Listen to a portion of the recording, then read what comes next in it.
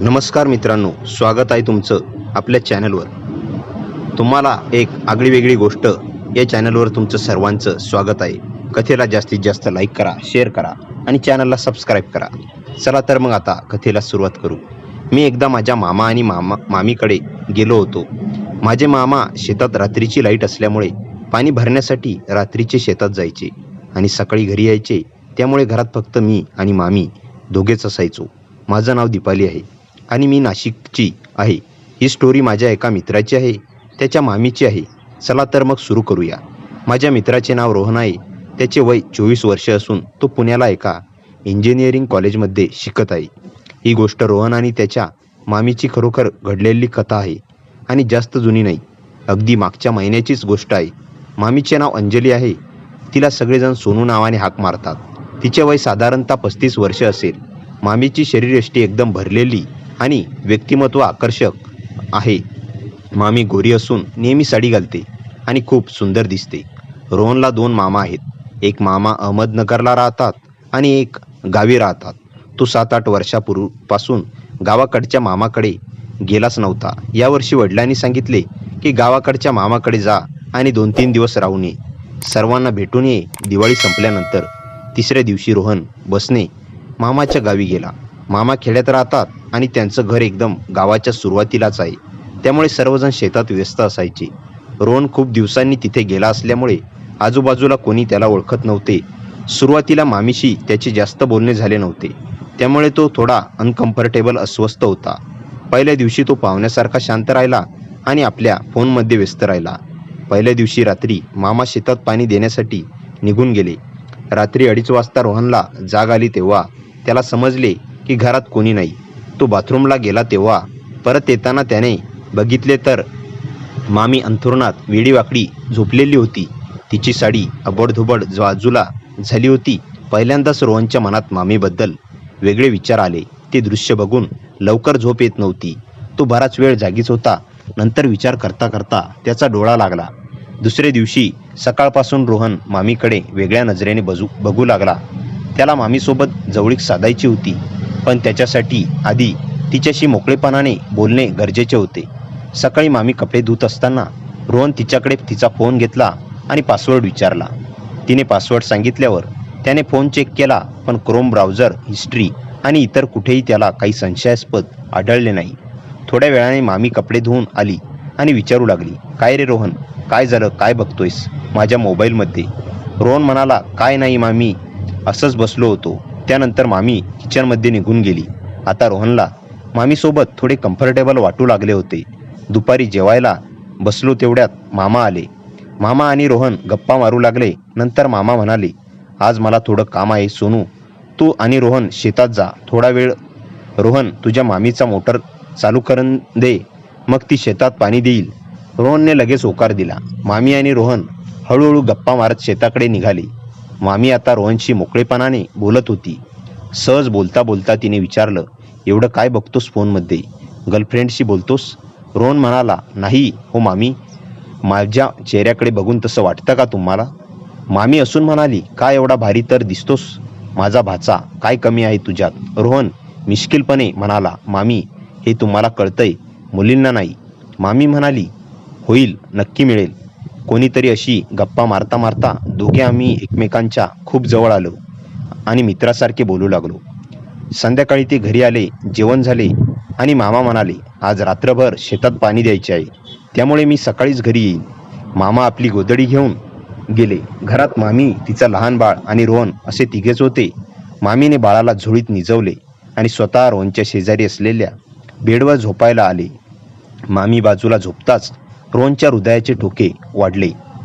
मामीने दरवाजा लावला. रोहन भीतीच्या कोपऱ्याला झोपला होता. मामीने टीव्ही बंद केला आणि बाजूला असलेले ब्लँकेट मागितले. रोहनने ते दिले. त्याला अंदाज आला होता की मामी देवकी याच ब्लँकेटमध्ये झोपणार आहे. दोघे एकाच ब्लँकेटमध्ये, या विचाराने तो खूप खुश झाला. मामी रोहनकडे तोंड करून झोपली आणि बाळाची झोळी हलू लागली. बाळ झोपले आणि मामी शांत पडून राहिली. रोहनने नजर टाकून पाहिले तर मामीचे डोळे मिटलेले होते. त्याला तिच्याजवळ जायचे वाटत होते, पण दोघांमध्ये अंतर होतं. त्याने मोबाईल बाजूला ठेवला, लाईट बंद केली आणि हळूच तिच्या बाजूला सरकला. थोड्या वेळाने तो फिरला आणि मामीच्या विरुद्ध दिशेला तोंड करून झोपला, जेणेकरून संशय येणार नाही. हळूहळू तो अधिक जवळ गेला आणि सरळ झाला. आता दोघांमध्ये काहीच अंतर उरले नव्हते. रोहनने झोपलेला अभिनय केला आणि मामीकडे तोंड करून डावा हात तिच्या कमरेवर ठेवण्याचा प्रयत्न केला. तो थोडा घाबरला होता. तेवढ्यात अचानक मामीने स्वतःचा हात रोहनच्या कमरेवर ठेवला. रोहनने कोणतीही प्रतिक्रिया दिली नाही. तो शांत झोपल्यासारखा राहिला. त्याच्या भावना आता अनावर होत होत्या. हिम्मत करून त्याने आपला पाय तिच्या पायावर टाकला. मामीकडून काहीच विरोध झाला नाही. मग त्याने आपला उजवा हात हळूच तिच्या अंगावरून मागे टाकला. मामी सरळ झोपली तसा रोहनने आपला हात तिच्यावर स्थिरावला. तो अजून पुढे वाढणार तेवढ्यात मामी दचकून उठली.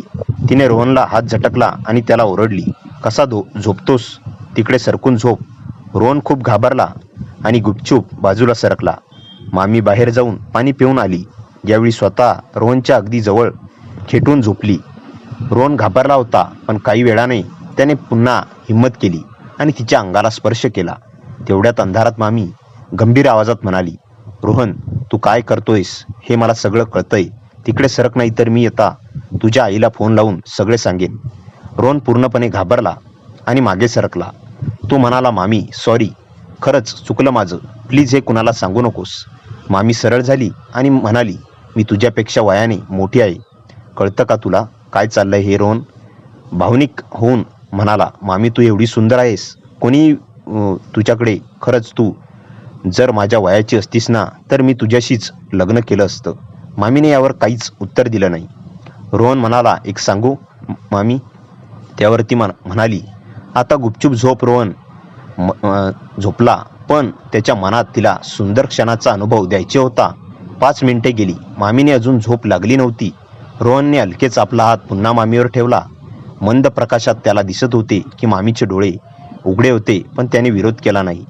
ती उलटी झोपली. रोहनला वाटले, हीच मामीची संधी आहे, पण तो पुन्हा जवळ जाताच मामीने त्याचा हात झटकला आणि ती रागाने बेडवरून उठून बसली. तिचे डोळे रागाने लाल झाले होते.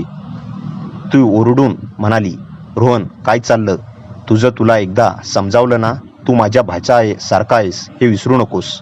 जर परत असं काही केलंस तर मी आत्ताच्या आत्ता मामाला फोन करून बोलावून घेईन आणि तुझ्या घरीसुद्धा सांगेन. तिचे बोलणे ऐकून रोहन पूर्णपणे हादरला. मामाला कळले तर काय होईल या विचाराने त्याच्या अंगावर काटा आला.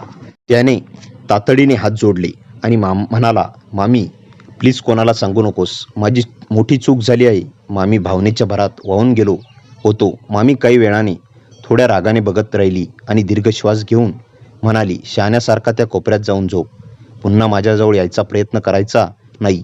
ती परत झोपली, पण यावेळी ती रोहनकडे पाठ केली होती.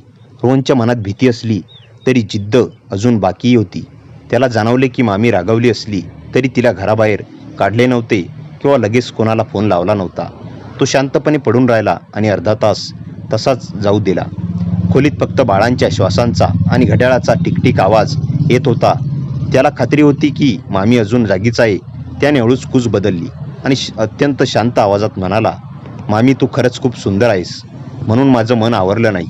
सॉरी. तिने काहीच उत्तर दिलं नाही, पण तिच्या शरीराची हालचाल थांबली. रोहनने पुन्हा एकदा हिम्मत करून हळूच तिच्या पाठीजवळ गेला. यावेळी त्याने स्पर्श केला नाही, फक्त जवळ जाऊन थांबला. त्याने तिची ऊब जाणवत होती. त्याने तिचा हात आपल्या हातात घेण्याचा प्रयत्न केला. आश्चर्य म्हणजे यावेळी तिने हात मागे घेतला नाही, उलट घट्ट धरून ठेवला. रोहनला समजले की तिचा राग आता निवळला आहे. त्याने हळूच त्याच्या खांद्यावर हात ठेवला आणि तिला स्वतःकडे वळवण्यात प्रयत्न केला. तिने सुरुवातीला थोडा विरोध केला, पण शेवटी हळूच रोहनकडे वळली. खोलीतल्या मंद प्रकाशात तिचे डोळे चमकत होते. मगाशी असलेला राग आता नाहीसा झाला होता आणि त्याची जागा एक आव्हानात्मक कटाक्षाने घेतली होती. तिने एक दीर्घ श्वास घेतला आणि रोहनच्या डोळ्यात रोखून बघत म्हणाली, रोहन तू खरंच खूप धीट निघालास रे. मी तुला कितीदा अडवलं, भीती घातली, तरी तू हार मानली नाहीस. रोहन काही बोलणार इतक्यात हलकेच हसून ती खिजवायला सुरुवात केली.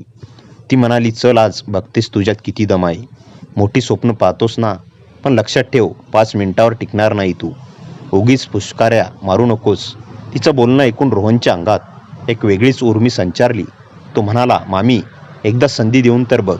मग तुला कळेल की तुझा भाचा कच्च्या गुरूचा चेला नाहीये. मामी बसल्या जागीच गंभीर झाली. तिने तिचा हात रोहनच्या ओठावर ठेवला आणि म्हणाली, थांब, एवढी घाई करू नकोस. मी तुला जवळ येऊ देईन, पण माझी एक अट आहे. जर ती मान्य असेल तर पुढचं सगळं. रोहनने उत्साहात विचारले, कोणती अट मामी? तू सांगशील ती प्रत्येक गोष्ट मला मान्य आहे. मामी अगदी जवळ आली आणि तिच्या कानात कुजबूळ झाली. मग आज जे काही आपल्यात होईल ते या खोलीच्या बाहेर जाता कामा नाही. उद्या सकाळी जेव्हा मामा येईल किंवा तू पुण्याला परत जाशील तेव्हा तू माझ्याशी वागताना पुन्हा तसंच वागायचे जसं पहिल्या दिवशी वागत होतास. मर्यादित आदराने, कोणासमोरही अगदी चुकूनही माझ्या नजरेतून किंवा वागण्यातून असं दिसता कामा नये की आपल्याला काही घडतंय.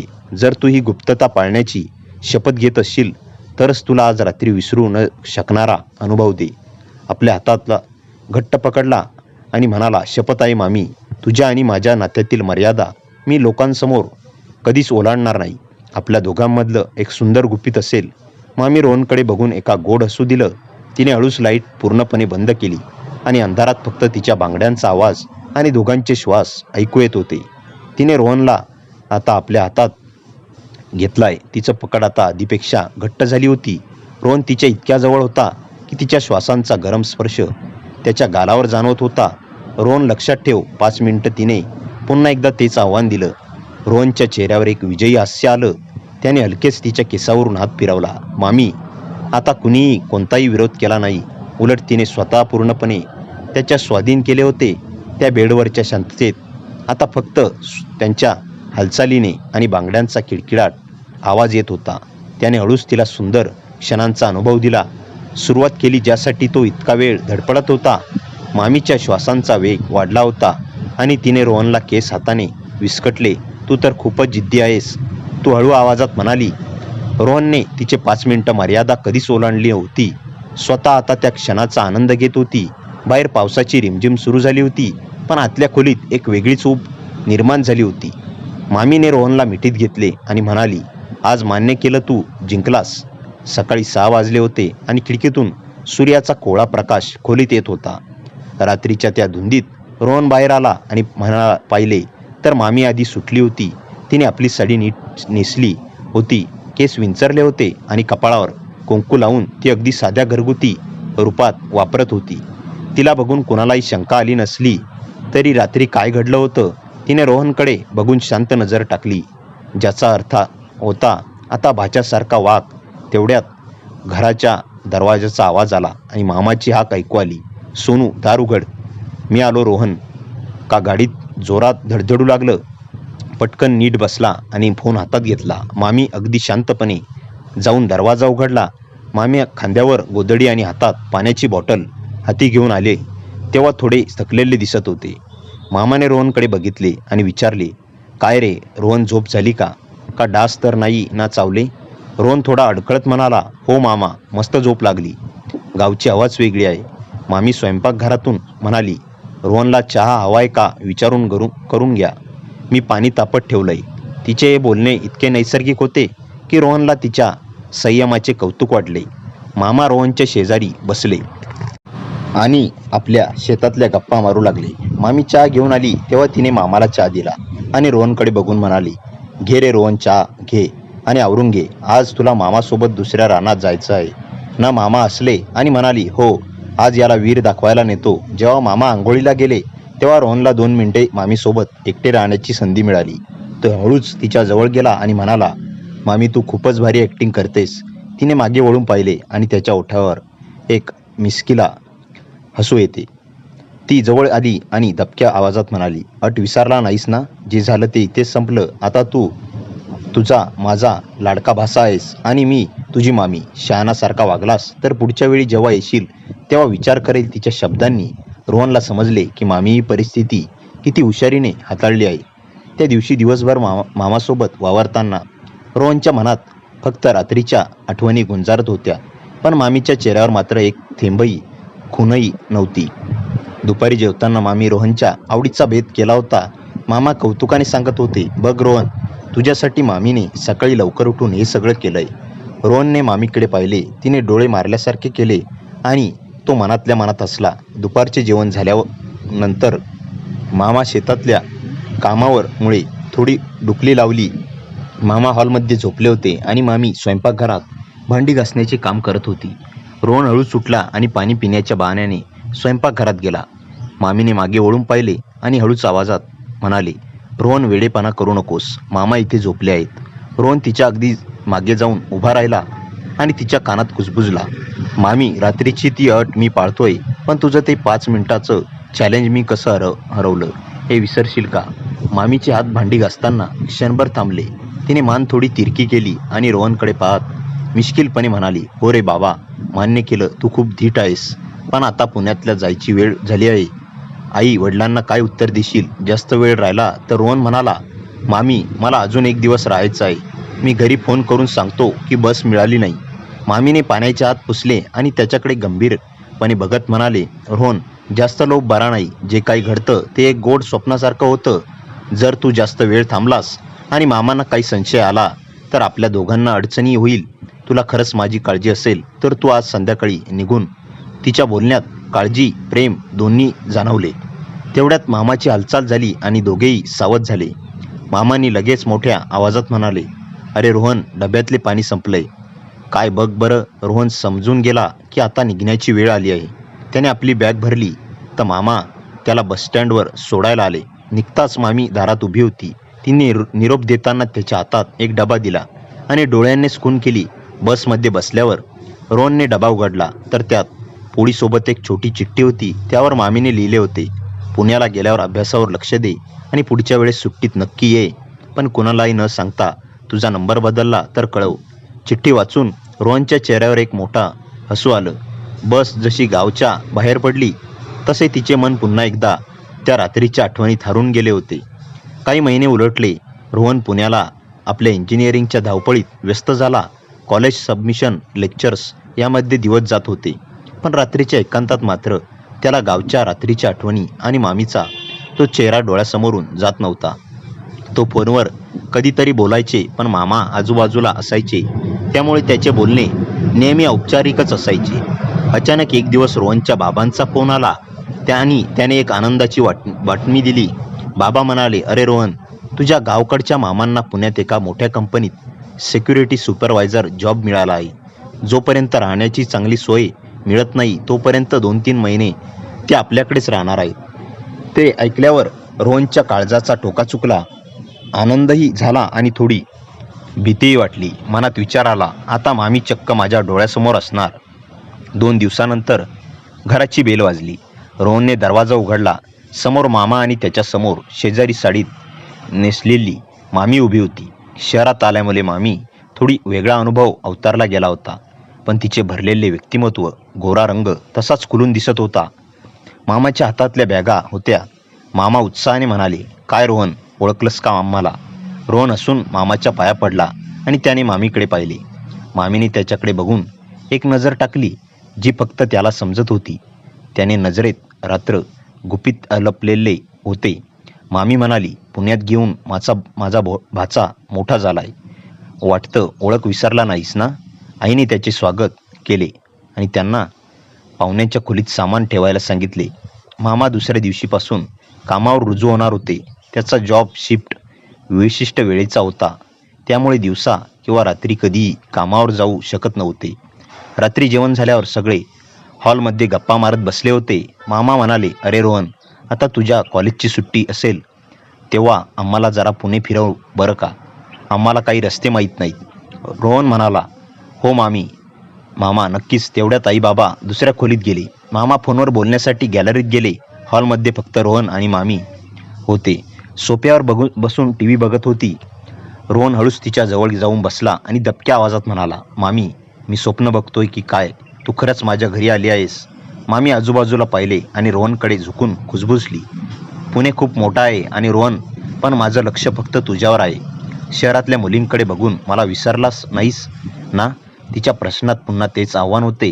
रोहन हसला आणि म्हणाला, तुझ्यासारखं कोणीच नाही आहे मामी. तेवढ्यात मामा आत आले आणि म्हणाले, सोनू, उद्या माझी पहिलीच ड्युटी आहे. सकाळी 7 वाजता निघावं लागेल. तुला आणि रोहन घरीच आहात तर तो तुला जवळचा बाजार दाखवून आणेल.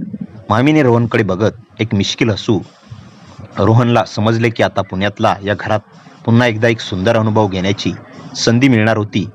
सकाळी 7 वाजता मामा ड्युटीवर निघून गेले आणि घर निवांत झाले. आई बाबा देवकीला एका लग्नासाठी बाहेरगावी गेले होते, त्यामुळे घरात फक्त मामी होती. रात्रीच्या आठवणीने रोहनच्या मनात पुन्हा घर गेले होते. मामी किचनमध्ये नाश्ता बनवत होत्या. तो हळूच मागून गेला आणि तिच्याजवळ जाऊन उभा राहिला. तो तिच्या खांद्यावर हात ठेवणार इतक्यात मामीने जोरात हात झटकला आणि मागे सरकली. तिच्या चेहऱ्यावर एक प्रचंड भीती आणि संताप होता. रोहनला वाटले की पुन्हा चिडली असेल, पण ती धापा टाकत थरथरत्या आवाजात म्हणाली, रोहन आता नको, इथे नको, तुला काहीच माहीत नाही. रोहन गोंधळून विचारले, काय झालं? मगाशी तू नीट बोलत होतीस. मामी खिडकीजवळ नजर टाकली आणि थरथरत्या आवाजात म्हणाली, रोहन, मामांना जॉब योगायोगाने मिळालेला नाही. त्यांना संशय आलाय. हे ऐकताच रोहनच्या पायाखालची जमीन सरकली. मामी पुढे सांगू लागली, तू गावाहून गेल्यानं मामांना तुझ्या मोबाईलची किंवा आपल्या गप्पांचा अंदाज आला असावा. त्यांनी पुण्यात मुद्दाम बदली करून घेतली, जेणेकरून ते तुझ्यावर माझ्यावर नजर ठेवू शकतील. आणि तुला वाटतंय ते ड्युटीवर गेलेत नाहीत, ते बाहेरूनच आपल्यावर लक्ष ठेवून नयेत. तेवढ्यात रोहनच्या फोनवर मेसेज आला. तो मामांचाच होता. मेसेज स्क्रीनवर उघडला आणि तो वाचून रोहनच्या अंगावर काटा आला. रोहनच्या फोनवर आलेला मेसेज मामांचाच होता. मेसेजमध्ये फक्त एकच ओळ होती, रोहन, काही गोष्टी दिसतात तशा नसतात. घराबाहेर पडू नकोस, मी 1 तासात परत येतो. तो मेसेज वाचून रोहनच्या अंगावर काटा आला. त्याने घाबरलेल्या नजरेने मामीकडे पाहिले. मामीच्या चेहऱ्याचा रंग उडाला होता. पाहिलंस ना, मी म्हणत होते तेच खरं आहे. ती कुजबुजली. पण रोहनच्या मनात वेगळाच प्रश्न निर्माण झाला होता. जर मामांना खरोखर संशय असता तर त्यांनी इतक्या शांतपणे मेसेज का पाठवला असता? तेवढ्यात बाहेरून एखादी वस्तू पडल्याचा मोठा आवाज आला. धाड. दोघेही दचकले. मामीने खिडकीतून बाहेर डोकावून पाहिले आणि लगेच मागे सरकली. कोणीतरी आहे बाहेर, ती थरथरत्या आवाजात म्हणाली. रोहन धाडस करून मुख्य दरवाजाजवळ गेला. दरवाजाच्या छोट्या भिंगातून त्याने बाहेर पाहिले. जिन्यात एक अनोळखी माणूस उभा होता. काळे कपडे, डोक्यावर टोपी आणि चेहरा अर्धा झाकलेला. त्या माणसाने हळूहळू वर पाहिले आणि थेट दरवाजाकडे नजर रोखली. रोहनच्या छातीत धडधड सुरू झाली. अचानक त्याचा फोन पुन्हा वाजला. यावेळी मामांचा कॉल होता. हॅलो, रोहन घाईघाईने म्हणाला. फोनच्या दुसऱ्या टोकाला मामांचा घाबरलेला आवाज आला. रोहन, नीट ऐक, मी ड्युटीवर नाही, मी खाली पार्किंगमध्ये आहे. तुमच्या इमारतीत एक संशयित माणूस शिरलाय. पोलीस त्याचा शोध घेत आहे. दरवाजा अजिबात उघडू नका. रोहनच्या हातातून फोन जवळजवळ निसटला. त्याने खिडकीतून पुन्हा बाहेर पाहिले. तो अनोळखी माणूस आता त्याच्या दरवाजाजवळ आला होता आणि हळूहळू दरवाजाची बेल वाजली. टिंग टॉंग. घरात भीतीदायक शांतता पसरली. बेलचा आवाज घरभर घुमत होता. रोहन आणि मामी दोघेही जागच्या जागी गोठल्यासारखे उभे होते. बाहेर उभा असलेला माणूस दरवाजावर पुन्हा बेल वाजवत होता. तेवढ्यात मामांचा फोन पुन्हा आला. त्याने हळू आवाजात सांगितले, कोणत्याही परिस्थितीत दरवाजा उघडू नका, पोलीस वर येत आहेत. रोहनने होकार दिला आणि फोन ठेवला. पण पुढच्या क्षणी दरवाजावर जोरात ठोका पडला. धाड धाड धाड. मामी घाबरून रोहनच्या मागे उभी राहिली. बाहेरचा माणूस आत दरवाजा उघडण्याचा प्रयत्न करत होता. काही क्षणांनी अचानक सगळे शांत झाले. ना बेल ना ठोके. ही शांतता अधिकच भयानक वाटत होती. रोहनने सावधपणे भिंगातून बाहेर पाहिले, पण बाहेर कोणीच दिसत नव्हते. जिना रिकामा होता. ते पाहून तो थोडा गोंधळला. तेवढ्यात खाली सायरनचा आवाज ऐकू आला. पोलिसांच्या गाड्या इमारतीसमोर आल्या होत्या. काही मिनिटातच पोलीस आणि मामा वर आले. दरवाजा उघडल्यावर मामीने सुटकेचा निश्वास सोडला. मामांना घरात येताच सर्व खिडक्या तपासल्या आणि मग रोहनकडे वळून पाहिले. म्हणाले, तो माणूस या मजल्यावरच होता, पण आम्ही वर येण्याआधीच तो पळून गेला. रोहनने विचारले, पण तो कोण होता? मामा काही क्षण शांत राहिले आणि मग म्हणाले, तो एक गुन्हेगार आहे. अनेक दिवसांपासून पोलीस त्याचा शोध घेत आहेत. तो वेगवेगळ्या शहरांमध्ये घरफोड्या करतो आणि लोकांना धमकावतो. हे ऐकून मामीच्या चेहऱ्यावरचा ताण थोडा कमी झाला. पण कथा इथे संपली नाही. त्या रात्री सर्वजण झोपायचा प्रयत्न करत होते. मध्यरात्री अचानक घरातील वीज गेली. संपूर्ण घर अंधारात बुडाले. रोहनला झोप येत नव्हती. तो पाणी पिण्यासाठी उठला आणि किचनकडे जात असताना त्याला बाल्कनीच्या दिशेने एखादी सावली हलताना दिसली. त्याचे हृदय जोरात धडधडू लागले. त्याने धाडस करून मोबाईलचा टॉर्च चालू केला आणि प्रकाश त्या दिशेने टाकला. प्रकाश पडताच ती सावली क्षणार्धात नाहीशी झाली. रोहनला वाटले कदाचित आपला भास झाला असेल. पण त्याचवेळी बाल्कनीच्या दाराजवळ एक छोटासा कागद पडलेला त्याच्या नजरेस पडला. त्याने तो उचलला. त्या कागदावर लाल शाईने फक्त एक वाक्य लिहिले होते, मी पुन्हा येईन. ते वाचताच त्याच्या अंगावर काटा आला, कारण घरातील सर्व दरवाजे आणि खिडक्या आतून बंद होत्या. मग हा कागद आता आत आला तरी कसा? रोहनने लगेच मामा आणि मामीला उठवले. कागद पाहून मामांच्याही चेहऱ्यावर गंभीर भाव आले. त्यांनी लगेच मामीला पोलिसांना माहिती दिली. दुसऱ्या दिवशी सकाळी तपास सुरू झाला, पण त्या कागदाबद्दल कोणताही पुरावा सापडला नाही. मात्र त्या दिवसापासून रोहनला सतत असे वाटू लागले की कोणीतरी त्याच्यावर नजर ठेवून आहे आणि त्याला अजूनही माहीत नव्हते की त्या लाल शाईत लिहिलेल्या वाक्यामागे कोणते भयानक रहस्य दडलेलं आहे. त्या कागदावरील शब्द रोहनच्या मनातून काही केले जात नव्हते. मी पुन्हा येईन हे वाक्य सतत त्याच्या डोक्यात घुमत होते. दुसऱ्या दिवशी पोलिसांनी संपूर्ण इमारत तपासली, CCTV फुटेज पाहिले, पण कोणताही ठोस पुरावा मिळाला नाही. मामांनी रोहनला धीर दिला की कदाचित कोणीतरी घाबरवण्यासाठी हे केले असेल, पण रोहनला ते मान्य नव्हते. त्या रात्री घडलेल्या गोष्टीत काहीतरी वेगळे होते. पुढील काही दिवस सर्व काही शांत होते. मामा त्याच्या नवीन नोकरीत व्यस्त होते, मामी घरातील कामात गुंतल्या होत्या आणि रोहनही स्वतःला सामान्य दाखवण्याचा प्रयत्न करत होता. पण त्याच्या मनातील अस्वस्थता वाढतच होती. एके संध्याकाळी तो बाजारातून परत येत असताना त्याला रस्त्याच्या पलीकडे एक ओळखीची आकृती दिसली. काळे कपडे, डोक्यावर टोपी आणि खाली झुकलेला चेहरा. तोच माणूस. रोहनचे हृदय धडधडू लागले. त्याने त्या व्यक्तीच्या मागे जाण्याचा निर्णय घेतला. गर्दीच्या रस्त्यावरून तो सावधपणे त्याच्या मागे जाऊ लागला. काही अंतरावर गेल्यावर तो माणूस एका जुन्या ओसाड इमारतीत शिरला. रोहन क्षणभर थांबला, पण उत्सुकतेने तोही आत गेला. इमारतीत अंधार होता आणि सर्वत्र धूळ साचलेली होती. वरच्या मजल्यावरून हलक्या आवाजात कोणीतरी बोलत असल्याचे त्याला ऐकू आले. तो हळूच पायऱ्या चढू लागला. दुसऱ्या मजल्यावर पोहोचल्यावर त्याला एका खोलीत प्रकाश दिसला. दरवाजाच्या फटीतून त्याने आत डोकावले आणि जे पाहिले ते पाहून त्याचा श्वास अडकला. भिंतीवर अनेक फोटो लावलेले होते. त्यात मामा, मामी आणि स्वतः रोहनचेही फोटो होते. काही फोटो गावातील लोक, काही पुण्यातील. म्हणजे अनेक महिन्यांपासून कोणीतरी त्यांच्यावर लक्ष ठेवत होते. तेवढ्यात खोलीत बसलेला माणूस उठला आणि अचानक दरवाजाकडे वळला.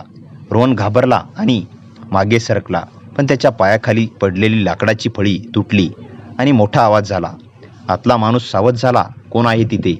त्याचा आवाज घुमला. रोहन क्षणाचाही विलंब न करता पळू लागला. मागून धावण्याचा आवाज येत होता. तो पायऱ्यात उतरून खाली आला आणि बाहेर रस्त्यावर पोहोचला. गर्दीत मिसळून तो कसाबसा सुटला. घरी पोहोचल्यावर त्याने सर्व प्रकार मामांना सांगितला. मामांचा चेहरा गंभीर झाला. त्याने लगेच काही फोन केले आणि दुसऱ्या दिवशी पोलिसांसोबत त्या इमारतीत गेले. पण तिथे पोहोचल्यावर सर्वजण थक्क झाले. खोली पूर्णपणे रिकामी होती. ना फोटो, ना खुर्ची, ना कोणतीही खून. जणू काल तिथे कोणीच नव्हते. मात्र खोलीच्या कोपऱ्यात एकच वस्तू पडलेली होती, एक जुनी डायरी. पोलिसांनी ती उघडली. पहिल्या पानावर मोठ्या अक्षरात लिहिले होते, सत्य अजून बाहेर आलेले नाही. आणि त्याखाली एक नाव होते. ते नाव वाचताच मामांच्या चेहऱ्याचा रंग उडाला, कारण ते नाव त्याच्या भूतकाळाशी जोडलेले होते. असे एक रहस्य होते ज्याबद्दल त्यांनी कधीही रोहन किंवा मामीला काही सांगितले नव्हते. आता त्या रहस्याचा दरवाजा उघडणार होता आणि त्यानंतर त्यांच्या आयुष्यातील सर्व काही बदलणार होते. डायरीवरील ते नाव पाहताच मामांच्या चेहऱ्यावरचा रंग उडाला. रोहन आणि मामी दोघेही त्यांच्या प्रतिक्रियेकडे पाहत होते. काही क्षण शांत राहिले आणि मग त्यांनी डायरी अलगद बंद केली. ही गोष्ट खूप जुनी आहे, ते गंभीर आवाजात म्हणाले. आणि मला वाटलं होतं की ती कायमची संपली आहे. घरात एक विचित्र शांतता पसरली. त्या रात्री कोणीही नीट झोपू शकले नाही. रोहनच्या मनात प्रश्नांची गर्दी झाली होती. दुसऱ्या दिवशी सकाळी मामा कामावर गेल्यानंतर रोहन आणि मामी हॉलमध्ये बसून डायरीबद्दल चर्चा करू लागले. गेल्या काही दिवसात घडलेल्या घटनांमुळे दोघांमध्ये विश्वास आणि आपुलकी वाढली होती. आता ते एकमेकांशी प्रत्येक गोष्ट मोकळेपणाने बोलत होते. मामी म्हणाल्या, काहीतरी मोठं रहस्य आहे आणि मला वाटतं तुझ्या मामांना आपल्याला सगळं सांगावं लागेल. रोहनने मान हलवली. संध्याकाळी मामा घरी परतले तेव्हा त्याच्या हातात काही जुनी कागदपत्रे होती. त्यांनी ती टेबलावर ठेवली आणि सांगितले की अनेक वर्षापूर्वी त्यांच्या एका मित्राचा रहस्यमयरित्या गायब होण्याचा प्रकार घडला होता. पोलिसांना कधीच सत्य सापडलं नव्हतं, पण डायरीवर दिसलेलं नाव त्या मित्राशी संबंधित होतं. हे ऐकून रोहन आणि मामी स्तब्ध झाली. त्याचवेळी घराची बेल वाजली. दरवाजा उघडल्यावर बाहेर कोणीच नव्हते. मात्र दारासमोर एक लिफाफा पडलेला होता. त्यात एक जुना फोटो होता. फोटोमध्ये मामा आणि त्याचा तो हरवलेला मित्र एका अज्ञात ठिकाणी उभे होते. फोटोच्या मागे फक्त एक वाक्य लिहिले होते, जिथे सर्व काही सुरू झाले तिथेच उत्तर सापडेल. आता हे प्रकरण आणखी गूढ बनले होते आणि तिघांनी मिळून त्या फोटोतील ठिकाण शोधण्याचा निर्णय घेतला. त्यांना अजून कल्पनाही नव्हती की त्या शोधात त्यांना भूतकाळातील अशा गोष्टी समजणार होत्या ज्या अनेक वर्षे सावलीसारख्या लपून राहिल्या होत्या आणि त्या सत्यामुळे त्यांच्या आयुष्याचा मार्ग कायमचा बदलणार होता. त्या फोटोमागे लिहिलेल्या वाक्याने तिघांचीही झोप उडाली होती. दुसऱ्या दिवशी सकाळी मामा, मामी आणि रोहन त्या फोटोतील जागेचा शोध घेण्यासाठी निघाले. अनेक तास जुन्या नकाशांचा आणि कागदपत्रांचा अभ्यास केल्यानंतर त्यांना समजले की फोटो पुण्यापासून काही अंतरावर असलेल्या एका जुन्या बंद पडलेल्या वाड्याजवळ काढलेला होता. दुपारपर्यंत ते त्या ठिकाणी पोहोचले. वाडा अनेक वर्षापासून ओसाड पडला होता. भिंतीवर शेवाळ चढले होते आणि आजूबाजूला दाट झाडी वाढली होती. मुख्य दरवाजा अर्धवटच उघडाच होता. आत पाऊल टाकताच एक थंडगार वारा त्याच्या अंगावरून गेला. रोहनच्या मनात उत्सुकता आणि भीती दोन्ही होत्या. मामी त्याच्या जवळच चालत होत्या. गेल्या काही दिवसांत सततच्या संकटामुळे तिघांमधील विश्वास अधिक घट्ट झाला होता. वाड्याच्या आत खोलवर गेल्यावर त्यांना एक जुनी खोली दिसली. खोलीच्या मध्यभागी एक लाकडी टेबल होते आणि त्यावर धुळीने माखलेली एक पेटी ठेवलेली होती. मामांनी पेटी उघडली. आत काही पत्रे, काही फोटो आणि एक छोटासा किल्ल्याचा जडगा होता. त्याचवेळी रोहनला एका पत्रावर तेच नाव दिसले जे डायरीवर लिहिले होते. त्याने पत्र उघडले. त्यात लिहिले होते की अनेक वर्षापूर्वी काही लोकांनी मिळून एका मोठ्या फसवणुकीचा पर्दाफाश करण्याचा प्रयत्न केला होता, पण त्यातील एक जण अचानक गायब झाला. पत्राच्या शेवटी लिहिले होते, जर हे पत्र कोणाच्या हातात पडले असेल तर सत्य अजून जिवंत आहे. तिघेही एकमेकांकडे पाहू लागले. हे प्रकरण आता केवळ एका अनोळखी व्यक्तीचे नव्हते, त्यामागे अनेक वर्षापासून दडलेले रहस्य होते. तेवढ्यात वरच्या मजल्यावरून एखादी वस्तू पडल्याचा आवाज आला. धाड! तिघेही दचकले. मामा सावधपणे पुढे गेले. रोहन आणि मामी त्यांच्या मागोमाग निघाले. वरच्या मजल्यावर पोहोचल्यावर त्यांना एक खोली दिसली, जिचा दरवाजा अर्धवट उघडा होता. आत अंधार होता. मामा टॉर्चचा प्रकाश टाकत पुढे सरकले. अचानक भिंतीवर एक मोठा नकाशा दिसला.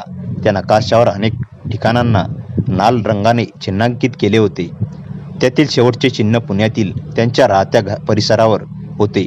हे पाहून सगळ्यांच्या अंगावर शहारे आले. म्हणजे जो कोणी हे करत होता तो अजूनही त्यांच्यावर लक्ष ठेवून होता. तेवढ्यात खोलीच्या कोपऱ्यातून हलक्या पावलांचा आवाज आला. टॉर्चचा प्रकाश तिकडे वळताच एक सावली क्षणभर दिसली आणि लगेच अंधारात नाहीशी झाली. मामा तिच्या मागे धावले, पण काही क्षणातच ती सावली गायब झाली. मात्र ती ज्या ठिकाणी उभी होती तिथे एक कागद पडलेला होता. रोहनने तो उचलला. त्यावर फक्त एक वाक्य लिहिले होते, तुम्ही सत्याच्या खूप जवळ आला आहात. आता परतीचा मार्ग नव्हता. रहस्याचा पडदा हळूहळू उघडत होता आणि प्रत्येक नव्या धाग्यासोबत धोका अधिक वाढत होता. पण तिघांनी ठरवले होती की काहीही झाले तरी या रहस्याचा शेवटपर्यंत पाठपुरावा करायचाच. त्या कागदावरील शब्द वाचताच तिघेही काही क्षण शांत उभे राहिले. तुम्ही सत्याच्या खूप जवळ आला आहात. याचा अर्थ स्पष्ट होता. कोणीतरी त्यांच्यावर सतत नजर ठेवून होता आणि त्यांच्या प्रत्येक हालचालींची माहिती त्याला मिळत होती. मामा लगेच खाली उतरले आणि वाड्याच्या आजूबाजूची पाहणी करू लागले. रोहनच्या नजरेस मात्र वरच्या भिंतीवर एक विचित्र खूण दिसली. ती अगदी त्याच चिन्हासारखी होती जी त्याने डायरीच्या शेवटच्या पानावर पाहिली होती. त्याने टॉर्चचा प्रकाश जवळ नेला तर त्या खुणेखाली एक लपवलेला कप्पा दिसला. कप्पा उघडल्यावर त्यातून एक छोटी धातूची चावी आणि एक कागद बाहेर पडला. कागदावर लिहिलेले होते, जुन्या तलावाच्या पलीकडील घर. मामा परत आल्यावर त्यांनी तो संदेश पाहिला आणि त्यांच्या चेहऱ्यावर पुन्हा चिंता उमटली. हे ठिकाण मला माहीत आहे, ते हळू आवाजात म्हणाले, पण तिथे कोणी अनेक वर्षापासून जात नाही. संध्याकाळ होत आली होती तरीही तिघांनी तिथे जाण्याचा निर्णय घेतला. वाड्यापासून काही किलोमीटर अंतरावर दाट झाडीतून जाणारा एक अरुंद रस्ता होता. त्या रस्त्याच्या शेवटी एक जुना तलाव आणि त्यांच्या पलीकडे मोडकळीस आलेले घर दिसत होते. वातावरण इतके शांत होते की पानांची सळसळही स्पष्ट ऐकू येत होती. ते घराजवळ पोचले तेव्हा मुख्य दरवाजावर मोठे कुलूप लटकत होते. रोहनने कप्प्यात सापडलेली चावी काढली. आश्चर्य म्हणजे ती चावी कुलपात अगदी सहज बसली. दरवाजा किरकिरत उघडला. हा आत धूळ, कोळिष्टिके आणि जुन्या लाकडांचा वास भरून राहिला होता. घराच्या मध्यभागी एक टेबल होते आणि त्यावर एक टेप रेकॉर्डर ठेवलेला होता. त्याच्या बाजूला लिहिले होते, हे ऐकण्यापूर्वी दरवाजा बंद करा. तिघांनी एकमेकांकडे पाहिले. मामांनी दरवाजा बंद केला आणि टेप चालू केली. काही सेकंद खरखर ऐकू आली आणि मग एका अनोळखी पुरुषाचा आवाज घुमला. जर तुम्ही ऐकत असाल तर याचा अर्थ मी कदाचित जिवंत नाही. अनेक वर्षापासून आम्ही जे शोधले होते त्याच्यासाठी आमचा पाठलाग सुरू झाला. ज्याच्यावर आम्ही विश्वास ठेवला त्याच्यापैकीच एकाने आम्हाला फसवले. त्या व्यक्तीचे नाव. अचानक टेपचा आवाज बंद झाला. रेकॉर्डर थांबला आणि खोलीत पुन्हा शांतता पसरली. तेवढ्यात घराच्या बाहेर पावलांचे आवाज ऐकू आले. एक नाही, दोन नाही, तर अनेक पावले. कोणीतरी त्या घराला चारही बाजूंनी वेढा घालत होते. मामांनी खिडकीतून बाहेर पाहिले आणि त्यांच्या चेहऱ्यावरचा रंग उडाला. घराभोवती काळ्या कपड्यातील अनेक सावल्या उभ्या होत्या आणि त्यांच्यात पुढे उभा असलेला माणूस हळूहळू घराच्या दिशेने चालत येत होता. त्यांचा चेहरा आता स्पष्ट दिसत होता आणि तो चेहरा पाहून मामा स्तब्ध झाले, कारण तो माणूस त्यांच्या भूतकाळातील असा व्यक्ती होता ज्याला ते अनेक वर्षापासून मृत समजत होते. तो चेहरा पाहताच मामाच्या तोंडून नकळत शब्द बाहेर पडले. अशोक. रोहन आणि मामी गोंधळून त्याच्याकडे पाहू लागले. बाहेर उभा असलेला माणूस हलकेच हसत म्हणाला, अनेक वर्षापूर्वी मृत समजला गेलेला अशोक त्यांच्यासमोर जिवंत उभा होता. त्यांच्या चेहऱ्यावर वयाच्या खुणा होत्या, पण डोळ्यातील तीक्ष्ण नजर अजूनही तशीच होती. घराभोवती उभे असलेले काळ्या कपड्यातील लोक शांतपणे त्यांच्या आदेशाची वाट पाहत होते. काही क्षणांनी अशोकने हात वर केला आणि त्याच्या माणसांनी घराच्या दिशेने पावले टाकायला सुरुवात केली. मामा लगेच सावध झाले. आपल्याला इथून बाहेर पडावं लागेल. ते कुजबुजले, पण मुख्य दरवाजा आधीच वेढला गेला होता. तेवढ्यात मामीची नजर भिंतीच्या मागील बाजूला असलेल्या जुन्या कपाटावर गेली. कपाट थोडेसे उघडे होते. त्यांनी ते बाजूला सरकवले आणि सर्वजण थक्क झाले. त्यामागे एक अरुंद गुप्त मार्ग होता. बहुधा जुन्या काळी वाड्यामध्ये असायचे तसे गुप्त बाहेर पडण्याचे दार. मामा पुढे झाले आणि तिघेही त्या अंधाऱ्या मार्गात शिरले. मागून घराचा दरवाजा तुटल्याचा मोठा आवाज आला. अशोकची माणसे आत घुसली होती. गुप्त मार्ग खूपच अरुंद होता. अनेक वर्षापासून कोणी वापरला नसल्यामुळे सर्वत्र धूळ आणि कुळीष्टिके होती. काही मिनिटे चालल्यानंतर ते एका लहान भूमिगत खोलीत पोहोचले. खोलीच्या मध्यभागी लोखंडी पेटी ठेवलेली होती. तिच्यावरही तेच चिन्ह कोरलेले होते जे डायरीवर आणि वाड्यातील भिंतीवर दिसले होते. मामांनी थरथरत्या हातांनी पेटी उघडली. आत जुनी कागदपत्रे, काही फोटो आणि एक पेन ड्राईव्ह होता. सर्वात वरच्या फाईलवर मोठ्या अक्षरात लिहिले होते, पुरावा.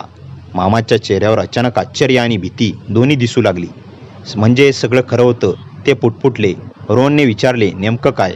मामा काही बोलणार इतक्यात वरून पुन्हा आवाज आला. कोणीतरी त्या गुप्त मार्गाचा शोध लावला होता. आता पावलांचे आवाज त्यांच्या दिशेने येत होते. वेळ खूप कमी होता. मामांनी पेनड्राईव्ह खिशात ठेवला आणि फाईल रोहनच्या हातात दिली. काहीही झालं तरी हे जपून ठेव, ते म्हणाले. पुढच्या क्षणी गुप्त मार्गाच्या टोकाला टॉर्चचा प्रकाश चमकला. अंधारात एक आवाज घुमला, पळून जाण्याचा प्रयत्न करू नका, खेळ आता संपला आहे. तो अशोकचाच आवाज होता, पण यावेळी त्यांच्या आवाजात एक विचित्र आत्मविश्वास होता. जणू त्याला खात्री होती की सत्य बाहेर येण्याआधीच तो सर्व काही आपल्या ताब्यात घेणार आहे. आणि त्या क्षणी रोहनला जाणवले की खरे रहस्य अजून उलगडलेलेच नाही. पेन ड्राईव्हमध्ये असे काहीतरी दडले होते ज्यासाठी लोक वर्षानुवर्षे पाठलाग करत होते, फसवत होते आणि कदाचित जीवही घेत होते. आता त्या रहस्याचा अंतिम अध्याय सुरू होणार होता. अशोकचा आवाज गुप्त मार्गात घुमत होता. टॉर्चचा प्रकाश हळूहळू त्याच्या दिशेने सरकत होता. रोहनच्या हातात फाईल होती आणि मामांच्या खिशात पेन ड्राईव्ह. परिस्थिती अत्यंत गंभीर होत होती, पण मामा अचानक शांत झाले. त्यांनी रोहनला आणि मामीकडे पाहिले आणि म्हणाले, इतके वर्षे मी या दिवसापासून पळत होतो, आता नाही. ते पुढे सरसावले आणि मोठ्याने म्हणाले, अशोक, आता सत्य लपणार नाही. काही क्षणात अशोक आणि त्यांची माणसे त्या भूमिगत खोलीत पोहोचले. अशोकच्या चेहऱ्यावर विजयी हास्य होते. तो म्हणाला, मला फक्त तो पेनड्राईव्ह हवा आहे. तो मला दिलात तर कदाचित तुम्ही सुखरूप जाल. पण मामांनी नकारार्थी माना लावली. तेवढ्यात रोहनच्या लक्षात आले की खोलीच्या कोपऱ्यात एक जुना इलेक्ट्रिक कंट्रोल बॉक्स होता. त्याला आठवले की घरात शिरताच त्याने बाहेर मोबाईलला नेटवर्क मिळत असल्याचे पाहिले होते. त्याने हळूच आपला फोन काढला आणि पोलिसांना लोकेशन पाठवले. त्याचवेळी त्याने रेकॉर्डिंग सुरू केले. अशोक पुढे येत म्हणाला, तुला अजूनही वाटतं की तू जिंकशील? मामा शांतपणे उत्तरले, जिंकण्याचा प्रश्न नाही, सत्य बाहेर येण्याचा प्रश्न आहे. मग त्यांनी रोहनला फाईल उघडायला सांगितली. फाईलमध्ये अनेक वर्षापूर्वीच्या आर्थिक गैरव्यवहाराचे पुरावे होते. काही प्रभावशाली लोकांनी सरकारी प्रकल्पांमधील कोट्यावधी रुपये अपहार केले होते. मामा आणि त्यांचे मित्र त्या प्रकरणाचा तपास करत होते. अशोकही त्यातच, पण नंतर पैशाच्या मोहापायी त्याने सर्वांना फसवले. मामांचा मित्र गायब होण्यामागेही त्यांचाच हात होता. त्यांनी सर्व पुरावे नष्ट करण्याचा प्रयत्न केला आणि स्वतःच्या मृत्यूची खोटी अफवा पसरवून तो अनेक वर्षे लपून राहिला. हे ऐकून अशोकचा चेहरा बदलला. तो संतापाने ओरडला, पुरे, आणि त्याने पुढे झेप घेतली. त्याच क्षणी बाहेरून सायरनचा आवाज घुमला. पोलीस घटनास्थळी पोहोचले होते. रोहनने पाठवलेल्या लोकेशनमुळे त्यांना जागा सापडली होती. अशोकची माणसे पळण्याचा प्रयत्न करू लागली. गोंधळ उडाला. काही मिनिटात पोलिसांनी संपूर्ण परिसर ताब्यात घेतला. अशोकला अटक करण्यात आली. त्याच्या ताब्यातून अनेक महत्त्वाचे पुरावे सापडले. पुढील तपासात अनेक वर्षापासून दडलेले संपूर्ण जाळे उघड झाले. काही महिन्यानंतर न्यायालयाने अशोक आणि त्यांच्या साथीदारांना शिक्षा सुनावली. मामांच्या हरवलेल्या मित्रांबद्दलचे सत्यही समोर आले. त्याच्या कुटुंबाला अनेक वर्षांनी न्याय मिळाला. सर्व गोंधळ संपल्यानंतर एक संध्याकाळी तिघेही घराच्या गच्चीवर बसले होते.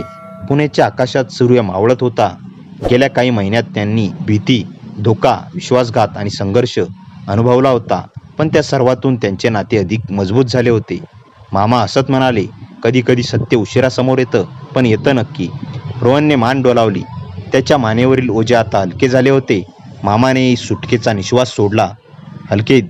अनेक दिवसांपासून त्यांच्यावर लटकत असलेले रहस्य अखेर संपले होते. त्या दिवसानंतर त्यांच्या आयुष्यात पुन्हा शांतता परतली. भीतीदायक संदेश, गुप्त मार्ग, सावल्या आणि पाठलाग हे सर्व आता भूतकाळाचा भाग बनले होते. पण त्या घटनांनी त्यांना एक गोष्ट शिकवली होती. सत्य कितीही खोल दडलेले असले तरी एक दिवस ते प्रकाशात येतेच. मित्रांनो, कथा कशी वाटली कमेंटमध्ये नक्की सांगा. कथेला जास्तीत जास्त लाईक करा आणि हाईप करा आणि आपल्या मित्रमैत्रिणींमध्ये शेअर करा. आणि हो, चॅनलवर नवीन असाल तर चॅनलला सबस्क्राईब करायला विसरू नका. भेटूया पुन्हा अशाच इंटरेस्टिंग आणि धमाकेदार कथेसह. तोपर्यंत हसत राहा, खुश राहा. धन्यवाद.